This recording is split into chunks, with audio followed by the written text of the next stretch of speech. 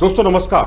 भारत और न्यूजीलैंड के बीच शुक्रवार से वनडे सीरीज का आगाज होने वाला है। शिखर धवन कप्तानी करेंगे और ये शिखर धवन काफी बदले हुए दिखाई दे रहे हैं। ऋतिक जिस तरह की वो बातें कर रहे हैं, सपनों में जीना बहुत अच्छी बात होती है, बड़ी दार्शनिक किस्म की बातें कर रहे हैं और सपनों का साकार होना बहुत जरूरी है। और उन्होंने कहा कि उसमें खुशी होनी चाहिए, प्रसन्नता मिलनी चाहिए, बैलेंस बनाने की ज़रूरत है संबंधों को, और प्लेयर्स में विश्वास पैदा करना बहुत ही महत्वपूर्ण है। ये तो हो गई बहुत ही उनकी जिसे कहते हैं दार्शनिक विचार, और उनका कहना है हमेशा मैं हैप्पी माहौल यानी एक अच्छा माहौल देखने का आदी रहा हूँ, इसके लिए कोई दबाव मैं महसूस नहीं कर रहा हूँ। लेकिन साथ ही उन्होंने थोड़ी सख्ती वाली बातें भी कही हैं। कई बिल्कुल सख्ती वाली बातें भी कही हैं, लेकिन उन्होंने एक खास चीज़ का एग्जांपल दिया है, एक गिटार का, एक म्यूजिकल इंस्ट्रूमेंट का। उन्होंने कहा कि अगर गिटार का जो स्ट्रिंग होता है यानी कि तार होती है, अगर आप उसको ज़्यादा लूज कर देंगे तो तब भी नहीं चलेगा, गाना ढंग से बजेगा नहीं, म्यूजिक आपके पास अच्छे से आएगा नहीं।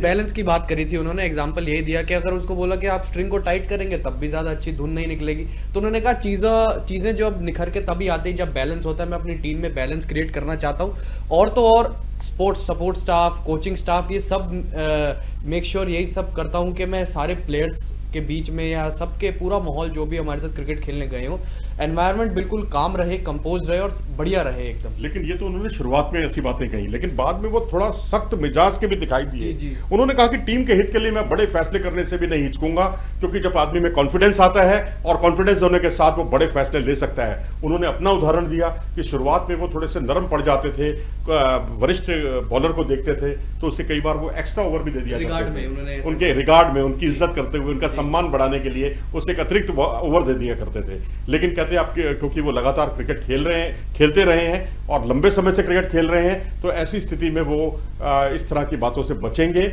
और उनकी कोशिश यही होगी कि जो टीम के हित के लिए हो वही फैसला करना है, और उसके लिए चाहे उन्हें कड़े फैसले भी क्यों ना करने पड़े। बिल्कुल। और उनसे आईपीएल के बारे में सवाल भी किया गया। मेनली आईपीएल से रिलेटेड ये सवाल था कि आपको कप्तानी मिल चुकी है पंजाब किंग्स की, या तो सबसे आसान चीज़ होती है कि नई बॉल को फेस करना या पंजाब किंग्स की कप्तानी करना, तो आप इस बात को कैसे देखते हो? उन्होंने बहुत सहज तरीके से जवाब दिया इस बात का कि देखिए, कप्तानी करना मेरे लिए कोई नई बात नहीं है, और मैं लकी चार्म हो सकता हूं अपनी टीम के लिए, क्योंकि अब देखिए मुंबई इंडियंस में ये हिस्सा थे मुंबई इंडियंस का। जब इन्होंने अपने करियर की शुरुआत करी थी आईपीएल में, तब ये मुंबई इंडियंस फाइनल में गई थी और दिल्ली कैपिटल्स भी फाइनल में गई थी। डेक्कन चार्जर्स का हिस्सा थे, लेकिन वो शुरुआत में ही बाहर हो गई थी डेक्कन चार्जर्स। लेकिन फिलहाल सनराइजर्स हैदराबाद का भी हिस्सा था जब टीम जीती थी सनराइजर्स हैदराबाद आईपीएल का टाइटल।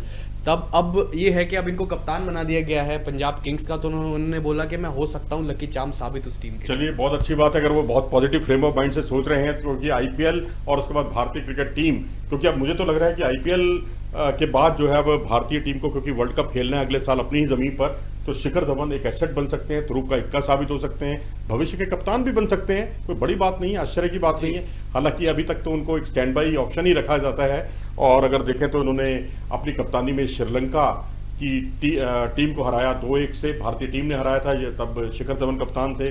साउथ अफ्रीका को हराया 2-1 से, और उसके अलावा वेस्ट इंडीज को जो क्लीन स्वीप कर दिया, 3-0 से हराया।